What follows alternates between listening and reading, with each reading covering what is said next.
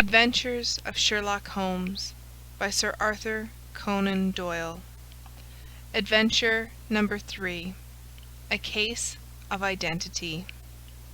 "My dear fellow," said Sherlock Holmes, as we sat on either side of the fire in his lodgings at Baker Street, "life is infinitely stranger than anything which the mind of man could invent. We would not dare to conceive the things which are really mere commonplaces of existence. If we could fly out of that window hand in hand, hover over this great city, gently remove the roofs, and peep in at the queer things which are going on, the strange coincidences, the plannings, the cross purposes, the wonderful chains of events, working through generations, and leading to the most outre results, it would make all fiction, with its conventionalities and foreseen conclusions, most stale and unprofitable." "And yet I am not convinced of it," I answered. "The cases which come to light in the papers are, as a rule, bald enough, and vulgar enough.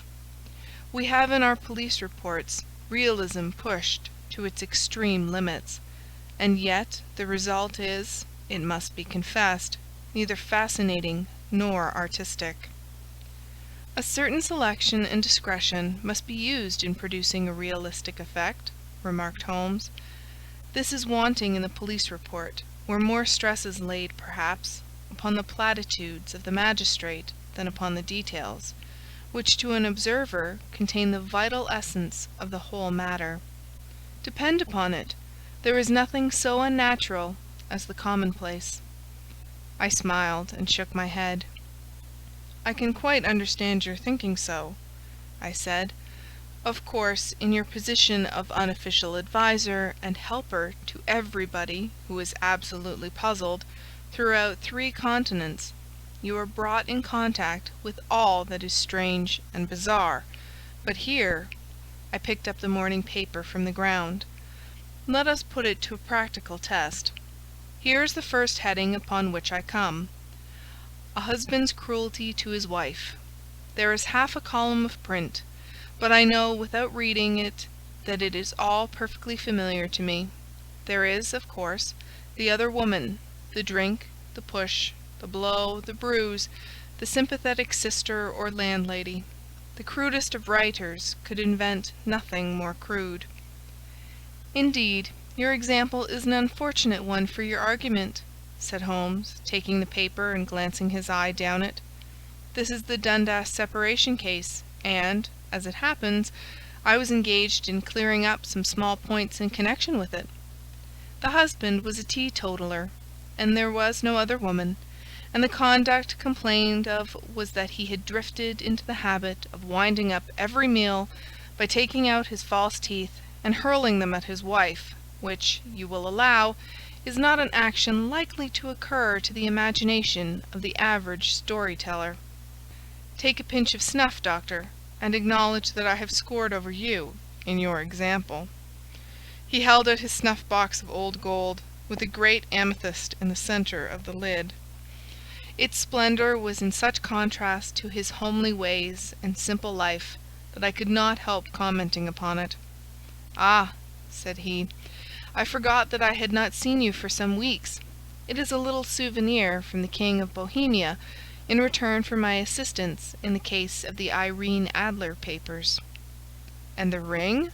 I asked, glancing at a remarkable brilliant which sparkled upon his finger.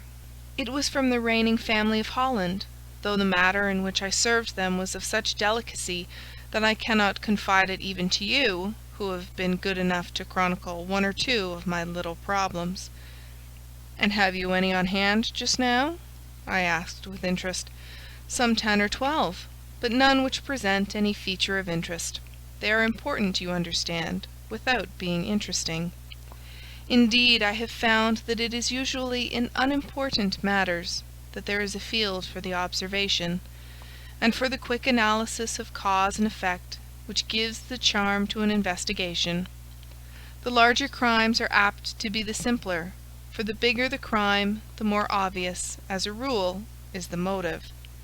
In these cases, save for one rather intricate matter which has been referred to me from Marseilles, there is nothing which presents any features of interest. It is possible, however, that I may have something better before very many minutes are over, for this is one of my clients, or I am much mistaken." He had risen from his chair, and was standing between the parted blinds, gazing down into the dull, neutral-tinted London street. Looking over his shoulder, I saw that on the pavement opposite there stood a large woman with a heavy fur boa round her neck, and a large curling red feather in a broad-brimmed hat, which was tilted in a coquettish Duchess of Devonshire fashion over her ear. From under this great panoply she peeped up in a nervous, hesitating fashion at our windows, while her body oscillated backward and forward, and her fingers fidgeted with her glove buttons. Suddenly, with a plunge, as of the swimmer who leaves the bank, she hurried across the road, and we heard the sharp clang of the bell. "I have seen those symptoms before," said Holmes, throwing his cigarette into the fire. "Oscillation upon the pavement always means an affaire de coeur. She would like advice, but she is not sure that the matter is not too delicate for communication. And yet, even here we may discriminate. When a woman has been seriously wronged by a man she no longer oscillates, and the usual symptom is a broken bell wire. Here we may take it that there is a love matter, but that the maiden is not so much angry as perplexed or grieved. But here she comes in person to resolve our doubts." As he spoke, there was a tap at the door, and the boy in buttons entered to announce Miss Mary Sutherland, while the lady herself loomed behind his small black figure like a full-sailed merchantman behind a tiny pilot-boat. Sherlock Holmes welcomed her with the easy courtesy for which he was remarkable, and, having closed the door and bowed her into an armchair, he looked her over in the minute and yet abstracted fashion which was peculiar to him. "Do you not find," he said, "that with your short sight it is a little trying to do so much typewriting?" "I did at first," she answered, "but now I know where the letters are without looking." Then, suddenly realizing the full purport of his words, she gave a violent start and looked up, with fear and astonishment upon her broad, good-humoured face. "You have heard about me, Mr. Holmes?" she cried. "Else how could you know all that?" "Never mind," said Holmes, laughing. "It is my business to know things. Perhaps I have trained myself to see what others overlook. If not, why should you come to consult me?" "I came to you, sir, because I heard of you from Mrs. Etheridge, whose husband you found so easy when the police and everyone had given him up for dead. Oh, Mr. Holmes, I wish you would do as much for me. I'm not rich, but still I have 100 a year in my own right, besides the little that I make by the machine, and I would give it all to know what has become of Mr. Hosmer Angel." "Why did you come away to consult me in such a hurry?" asked Sherlock Holmes, with his fingertips together and his eyes to the ceiling. Again a startled look came over the somewhat vacuous face of Miss Mary Sutherland. "Yes, I did bang out of the house," she said, "for it made me angry to see the easy way in which Mr. Windibank, that is my father, took it all. He would not go to the police, and he would not go to you, and so at last, as he would do nothing, and kept on saying that there was no harm done, it made me mad, and I just on with my things, and came right away to you." "Your father," said Holmes. "Your stepfather, surely, since the name is different." "Yes, my stepfather. I call him father, though it sounds funny too, for he is only 5 years and 2 months older than myself." "And your mother is alive?" "Oh yes, mother is alive and well. I wasn't best pleased, Mr. Holmes, when she married again so soon after father's death, and a man who was nearly 15 years younger than herself. Father was a plumber in the Tottenham Court Road, and he left a tidy business behind him, which mother carried on with Mr. Hardy, the foreman. But when Mr. Windibank came he made her sell the business, for he was very superior, being a traveller in wines. They got £4,700 for the goodwill and interest, which wasn't near as much as father could have got if he had been alive. I had expected to see Sherlock Holmes impatient under this rambling and inconsequential narrative, but on the contrary he had listened with the greatest concentration of attention. "Your own little income?" he asked. "Does it come out of the business?" "Oh no, sir. It is quite separate, and was left me by my Uncle Ned in Auckland.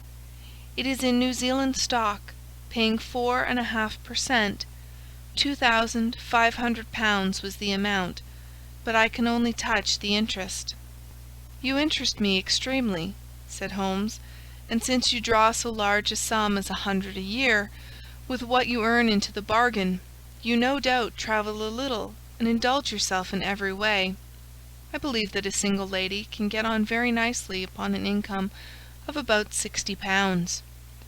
"I could do with much less than that, Mr. Holmes, but you understand that as long as I live at home I don't wish to be a burden to them, and so they have the use of the money just while I am staying with them. Of course, that is only just for the time.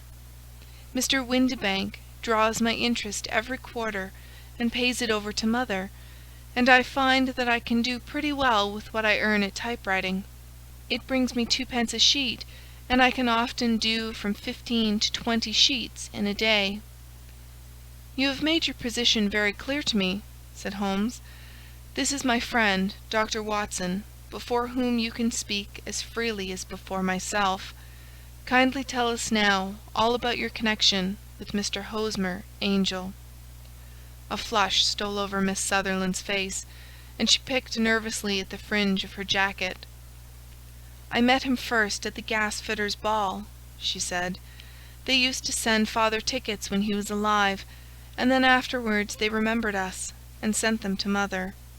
Mr. Windibank did not wish us to go. He never did wish us to go anywhere. He would get quite mad if I wanted so much as to join a Sunday school treat.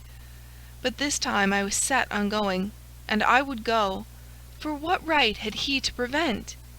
He said the folk were not fit for us to know, when all father's friends were to be there. And he said that I had nothing fit to wear, when I had my purple plush that I had never so much as taken out of the drawer.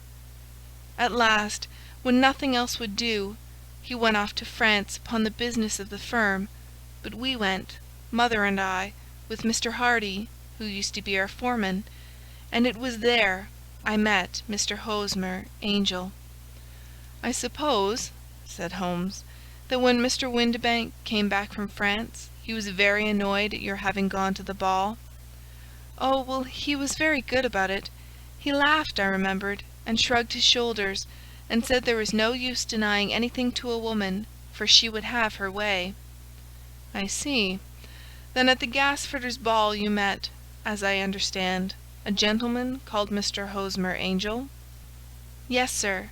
I met him that night, and he called next day to ask if we had got home all safe, and after that we had met him, that is to say, Mr. Holmes, I met him twice for walks, but after that father came back again, and Mr. Hosmer Angel could not come to the house any more." "No?" "Well, you know father didn't like anything of the sort. He wouldn't have any visitors if he could help it, and he used to say that a woman should be happy in her own family circle. But then, as I used to say to mother, a woman wants her own circle to begin with, and I had not got mine yet." "But how about Mr. Hosmer Angel? Did he make no attempt to see you?" "Well, father was going off to France again in a week, and Hosmer wrote and said that it would be safer and better not to see each other until he had gone. We could write in the meantime, and he used to write every day. I took the letters in the morning, so there was no need for father to know." "Were you engaged to the gentleman at this time?" "Oh yes, Mr. Holmes. We were engaged after the first walk that we took. Mr. Angel was a cashier in an office in Leadenhall Street, and—" "What office? That's the worst of it, Mr. Holmes. I don't know." Where did he live, then?" "He slept on the premises." "And you don't know his address?" "No, except that it was Leadenhall Street." "Where did you address your letters, then?" "To the Leadenhall Street post office, to be left till called for. He said that if they were sent to the office, he would be chaffed by all the other clerks about having letters from a lady, so I offered to typewrite them, like he did his, but he wouldn't have that, for he said that when I wrote them they seemed to come from me, but when they were typewritten, he always felt that the machine had come between us. That will just show you how fond he was of me, Mr. Holmes, and the little things that he would think of." "It was most suggestive," said Holmes. "It has long been an axiom of mine that the little things are infinitely the most important. Can you remember any other little things about Mr. Hosmer Angel?" "He was a very shy man, Mr. Holmes. He would rather walk with me in the evening than in the daylight, for he said that he hated to be conspicuous. Very retiring and gentlemanly he was. Even his voice was gentle. He'd had the quinsy and swollen glands when he was young, he told me, and it had left him with a weak throat and a hesitating, whispering fashion of speech. He was always well dressed, very neat and plain, but his eyes were weak, just as mine are, and he wore tinted glasses against the glare." "Well, and what happened when Mr. Windibank, your stepfather, returned to France?" "Mr. Hosmer Angel came to the house again, and proposed that we should marry before father came back. He was in dreadful earnest, and made me swear, with my hands on the testament, that whatever happened I would always be true to him. Mother said he was quite right to make me swear, and that it was a sign of his passion.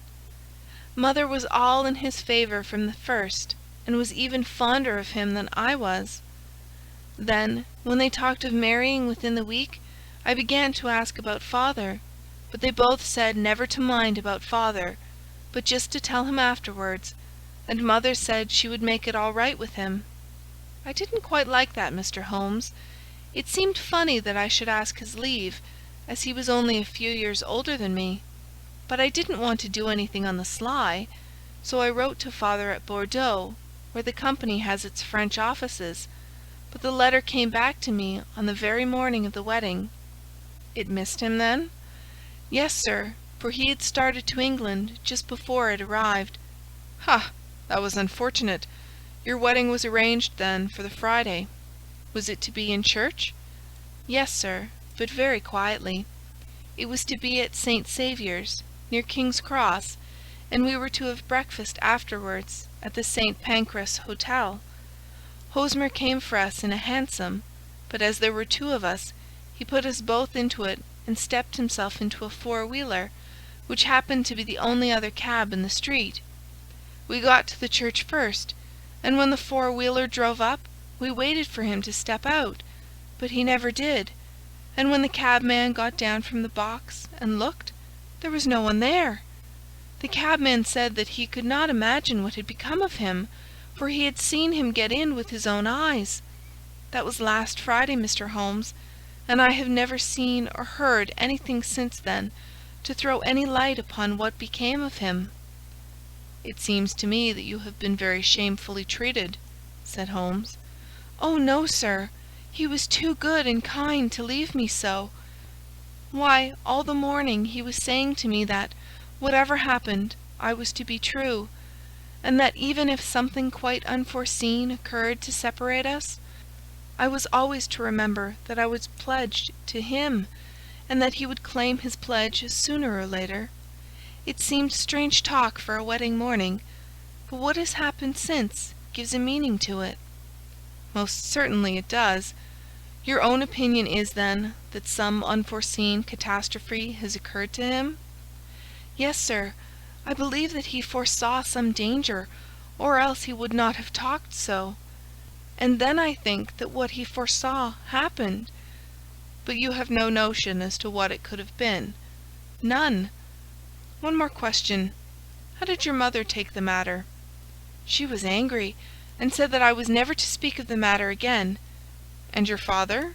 Did you tell him?" "Yes, and he seemed to think, with me, that something had happened, and that I should hear of Hosmer again.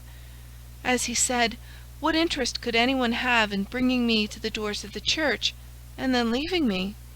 Now, if he had borrowed my money, or if he had married me and got my money settled on him, there might be some reason, but Hosmer was very independent about money, and never would look at a shilling of mine. And yet what could have happened? And why could he not write? Oh, it drives me half mad to think of it, and I can't sleep a wink at night." She pulled a little handkerchief out of her muff, and began to sob heavily into it. "I shall glance into the case for you," said Holmes, rising, "and I have no doubt that we shall reach some definite result. Let the weight of the matter rest upon me now, and do not let your mind dwell upon it further. Above all, try to let Mr. Hosmer Angel vanish from your memory, as he has done from your life." "Then you don't think I'll see him again?" "I fear not." "Then what has happened to him?" "You will leave that question in my hands. I should like an accurate description of him, and any letters of his which you can spare." "I advertised for him in last Saturday's Chronicle," said she. "Here is the slip, and here are 4 letters from him." "Thank you. And your address?" 31 Lyon Place, Camberwell. "Mr. Angel's address you never had, I understand. Where is your father's place of business?" "He travels for Westhouse and Marbank, the great claret importers of Fenchurch Street." "Thank you. You have made your statement very clearly. You will leave the papers here, and remember the advice which I have given you. Let the whole incident be a sealed book, and do not allow it to affect your life." "You are very kind, Mr. Holmes, but I cannot do that. I shall be true to Hosmer. He shall find me ready when he comes back." For all the preposterous hat and the vacuous face, there was something noble in the simple faith of our visitor which compelled our respect. She laid her little bundle of papers upon the table and went her way, with a promise to come again whenever she might be summoned. Sherlock Holmes sat silent for a few minutes, with his fingertips still pressed together, his legs stretched out in front of him, and his gaze directed upward to the ceiling. Then he took down from the rack the old and oily clay pipe, which was to him as a counsellor, and, having lit it, he leaned back in his chair, with the thick blue cloud wreaths spinning up from him, and a look of infinite languor upon his face. "Quite an interesting study, that maiden," he observed. "I found her more interesting than her little problem, which, by the way, is rather a trite one. You will find parallel cases, if you consult my index, in Andover in '77. And there was something of the sort at The Hague last year. Old as is the idea, however, there were 1 or 2 details which were new to me, but the maiden herself was most instructive." "You appeared to read a good deal upon her, which was quite invisible to me," I remarked. "Not invisible, but unnoticed, Watson. You did not know where to look, and so you missed all that was important. I can never bring you to realize the importance of sleeves, the suggestiveness of thumbnails, or the great issues that may hang from a bootlace. Now, what did you gather from that woman's appearance? Describe it." "Well, she had a slate-coloured, broad-brimmed straw hat, with a feather of a brickish red. Her jacket was black, with black beads sewn upon it, and a fringe of little black jet ornaments. Her dress was brown, rather darker than coffee colour, with a little purple plush at the neck and sleeves. Her gloves were greyish, and were worn through at the right forefinger. Her boots I didn't observe. She had small, round, hanging gold earrings, and a general air of being fairly well-to-do in a vulgar, comfortable, easy-going way." Sherlock Holmes clapped his hands softly together and chuckled. "'Pon my word, Watson, you are coming along wonderfully. You have really done very well indeed. It is true that you have missed everything of importance, but you have hit upon the method, and you have a quick eye for colour. Never trust to general impressions, my boy, but concentrate yourself upon details. My first glance is always at a woman's sleeve. In a man it is perhaps better first to take the knee of the trouser. As you observe, this woman had plush upon her sleeves, which is a most useful material for showing traces. The double line a little above the wrist, where the typewriter presses against the table, was beautifully defined. The sewing machine of the hand type leaves a similar mark, but only on the left arm, and on the right of it farthest from the thumb, instead of being right across the broadest part, as this was. I then glanced at her face, and observing the dint of a pince-nez at either side of her nose, I ventured a remark upon short sight and typewriting, which seemed to surprise her. It surprised me. But surely it was obvious. I was then much surprised and interested on glancing down to observe that, though the boots which she was wearing were not unlike each other, they were really odd ones, the one having a slightly decorated toe-cap, and the other a plain one. One was buttoned only in the 2 lower buttons out of 5, and the other at the 1st, 3rd, and 5th. Now when you see that a young lady, otherwise neatly dressed, has come away from home with odd boots, half buttoned, it is no great deduction to say that she came away in a hurry. "And what else?" I asked, keenly interested, as I always was, by my friend's incisive reasoning. I noted in passing that she had written a note before leaving home, but after being fully dressed.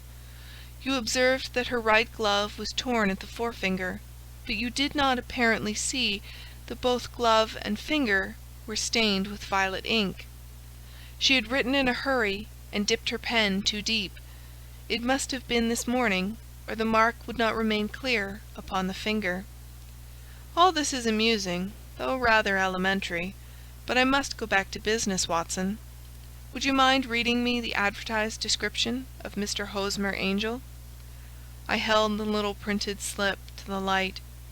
"Missing," it said, "on the morning of the 14th, a gentleman named Hosmer Angel, about 5 feet 7 inches in height, strongly built, sallow complexion, black hair, a little bald in the centre, bushy black side whiskers and moustache, tinted glasses, slight infirmity of speech, was dressed when last seen in black frock coat faced with silk, black waistcoat, gold Albert chain, and grey Harris tweed trousers, with brown gaiters over elastic-sided boots, known to have been employed in an office in Leadenhall Street. Anybody bringing—" "That will do," said Holmes. "As to the letters," he continued, glancing over them, "they are very commonplace. Absolutely no clue in them to Mr. Angel, save that he quotes Balzac once. There is a remarkable point, however, which will no doubt strike you." "They are typewritten," I remarked. "Not only that, but the signature is typewritten. Look at the neat little Hosmer Angel at the bottom. There is a date, you see, but no superscription except Leadenhall Street, which is rather vague. The point about the signature is very suggestive. In fact, we may call it conclusive." "Of what?" "My dear fellow, is it possible you do not see how strongly it bears upon the case?"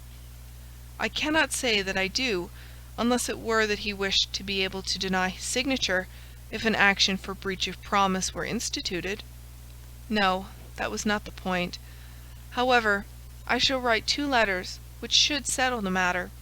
One is to a firm in the city, the other is to the young lady's stepfather, Mr. Windibank, asking him whether he can meet us here at 6 o'clock tomorrow evening. It is just as well that we should do business with the male relatives. And now, doctor, we can do nothing until the answers to those letters come, so we may put our little problem upon the shelf for the interim." I had had so many reasons to believe in my friend's subtle powers of reasoning and extraordinary energy in action, that I felt that he must have some solid grounds for the assured and easy demeanour with which he treated the singular mystery which he had been called upon to fathom. Once only had I known him to fail, in the case of the King of Bohemia and of the Irene Adler photograph. But when I looked back to the weird business of the sign of 4, and the extraordinary circumstances connected with the study in scarlet, I felt that it would be a strange tangle indeed which he could not unravel. I left him then, still puffing at his black clay pipe, with the conviction that when I came again on the next evening, I would find that he held in his hands all the clues which would lead up to the identity of the disappearing bridegroom of Miss Mary Sutherland. A professional case of great gravity was engaging my own attention at the time, and the whole of next day I was busy at the bedside of the sufferer. It was not until close upon 6 o'clock that I found myself free, and was able to spring into a hansom and drive to Baker Street, half afraid that I might be too late to assist at the denouement of the little mystery. I found Sherlock Holmes alone, however, half asleep, with his long, thin form curled up in the recesses of his armchair. A formidable array of bottles and test tubes, with the pungent cleanly smell of hydrochloric acid, told me that he had spent his day in the chemical work which was so dear to him. "Well, have you solved it?" I asked as I entered. "Yes, it was the bisulfate of baryta." "No, no, the mystery!" I cried. "Oh, that! I thought of the salt that I have been working upon." There was never any mystery in the matter, though, as I said yesterday, some of the details are of interest. The only drawback is that there is no law, I fear, that can touch the scoundrel. Who was he, then, and what was his object in deserting Miss Sutherland? The question was hardly out of my mouth, and Holmes had not yet opened his lips to reply, when we heard a heavy footfall in the passage, and a tap at the door. "This is the girl's stepfather, Mr. James Windibank," said Holmes. "He has written to me to say that he would be here at 6. Come in." The man who entered was a sturdy, middle-sized fellow, some 30 years of age, clean-shaven and sallow-skinned, with a bland, insinuating manner, and a pair of wonderfully sharp and penetrating grey eyes. He shot a questioning glance at each of us, placed his shiny top hat upon the sideboard, and with a slight bow sidled down into the nearest chair. "Good evening, Mr. James Windibank," said Holmes. "I think that this typewritten letter is from you, in which you made an appointment with me for 6 o'clock?" "Yes, sir. I am afraid that I am a little late, but I am not quite my own master, you know. I am sorry that Miss Sutherland has troubled you about this little matter, for I think it is far better not to wash linen of the sort in public.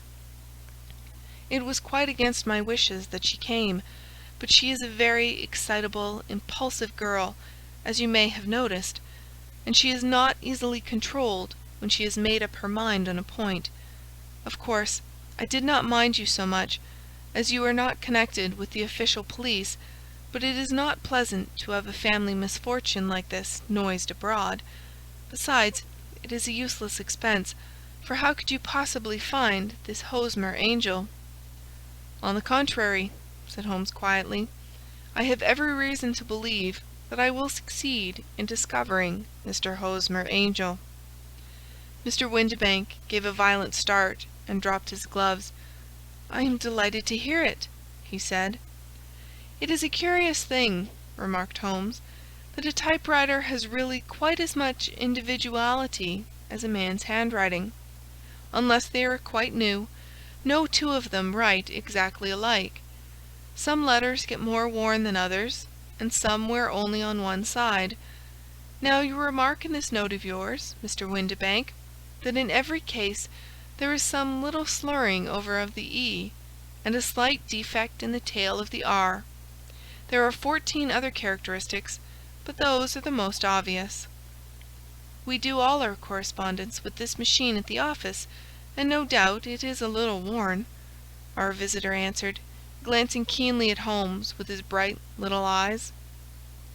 "And now I will show you what is really a very interesting study, Mr. Windibank," Holmes continued. "I think of writing another little monograph some of these days on the typewriter, and its relation to crime. It is a subject to which I have devoted some little attention. I have here 4 letters which purport to come from the missing man. They are all typewritten. In each case, not only are the E's slurred and the R's tailless, but you will observe, if you care to use my magnifying lens, that the other 14 characteristics to which I have alluded are there as well." Mr. Windibank sprang out of his chair and picked up his hat. "I cannot waste time over this sort of fantastic talk, Mr. Holmes," he said. "If you can catch the man, catch him, and let me know when you have done it." "Certainly," said Holmes, stepping over and turning the key in the door. "I let you know, then, that I have caught him." "What? Where?" shouted Mr. Windibank, turning white to his lips and glancing about him like a rat in a trap. "Oh, it won't do, really it won't," said Holmes suavely. "There is no possible getting out of it, Mr. Windibank. It is quite too transparent, and it was a very bad compliment when you said that it was impossible for me to solve so simple a question. That's right. Sit down and let us talk it over." Our visitor collapsed into a chair, with a ghastly face and a glitter of moisture on his brow. It's not actionable," he stammered. "I am very much afraid that it is not. But between ourselves, Windibank, it was as cruel and selfish and heartless a trick, in a petty way, as ever came before me. Now let me just run over the course of events, and you will contradict me if I go wrong." The man sat huddled up in his chair, with his head sunk upon his breast, like one who is utterly crushed. Holmes stuck his feet up on the corner of the mantelpiece, and, leaning back with his hands in his pockets, began talking, rather to himself, as it seemed, than to us. "The man married a woman very much older than himself for her money," said he, "and he enjoyed the use of the money of the daughter as long as she lived with them. It was a considerable sum for people in their position, and the loss of it would have made a serious difference. It was worth an effort to preserve it. The daughter was of a good, amiable disposition, but affectionate and warm-hearted in her ways, so that it was evident that with her fair personal advantages and her little income, she would not be allowed to remain single long. Now her marriage would mean, of course, the loss of 100 a year. So what does her stepfather do to prevent it? He takes the obvious course of keeping her at home and forbidding her to seek the company of people her own age. But soon he found that that would not answer forever. She became restive, insisted upon her rights, and finally announced her positive intention of going to a certain ball. What does her clever stepfather do then? He conceives an idea more creditable to his head than to his heart.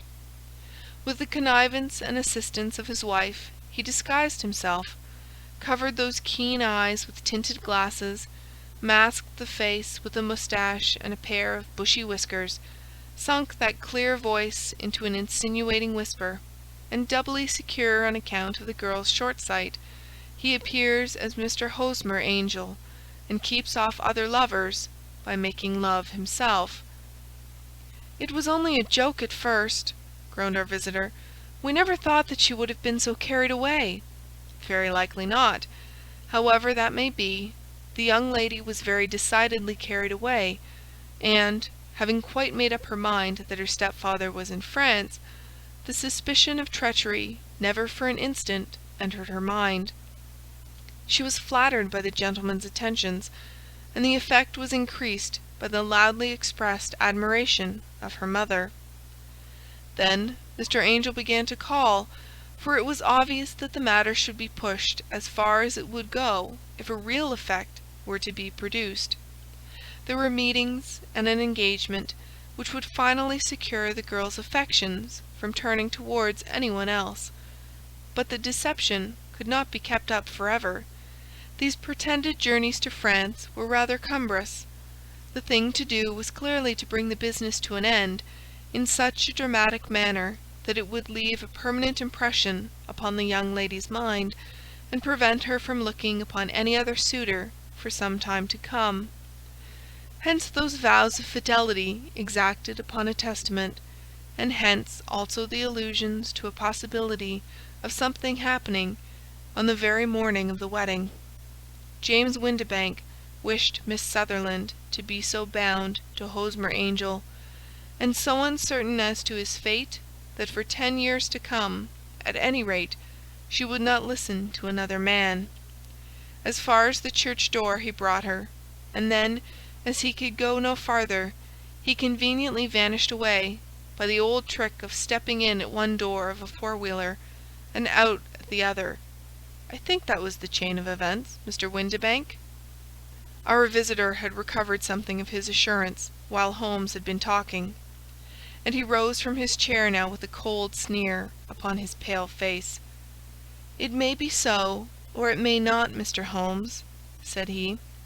"But if you are so very sharp, you ought to be sharp enough to know that it is you who are breaking the law now, and not me.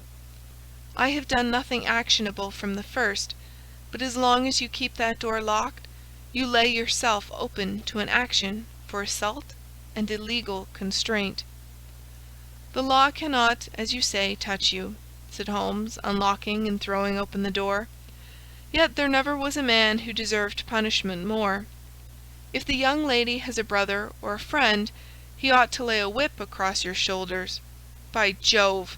he continued, flushing up at the sight of the bitter sneer upon the man's face, "it is not part of my duties to my client, but here's a hunting crop handy, and I think I shall just treat myself to—" He took 2 swift steps to the whip, but before he could grasp it, there was a wild clatter of steps upon the stairs, the heavy hall door banged, and from the window we could see Mr. James Windibank running at the top of his speed down the road. "There's a cold-blooded scoundrel," said Holmes, laughing, as he threw himself down into his chair once more. "That fellow will rise from crime to crime until he does something very bad and ends on a gallows. The case has, in some respects, been not entirely devoid of interest." "I cannot now entirely see all the steps of your reasoning," I remarked.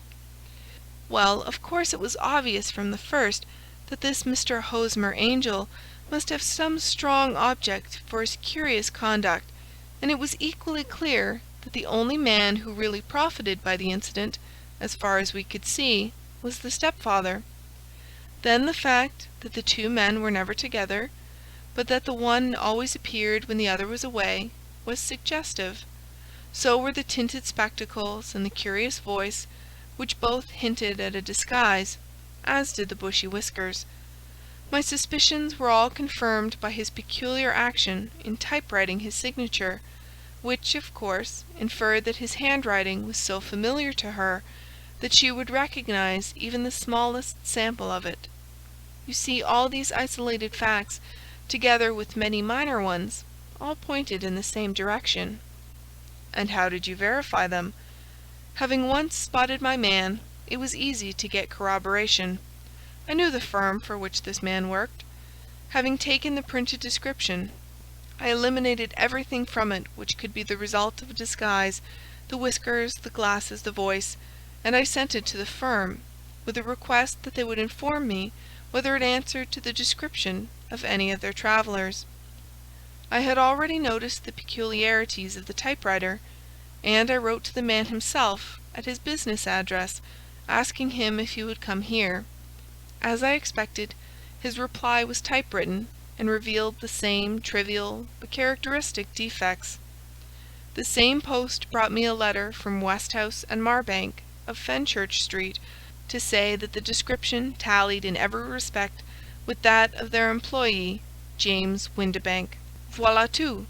And Miss Sutherland? If I tell her, she will not believe me. You may remember the old Persian saying, 'There is danger for him who taketh the tiger cub, and danger also for whoso snatches a delusion from a woman.' There is as much sense in Hafiz as in Horace, and as much knowledge of the world." End of Adventure 3.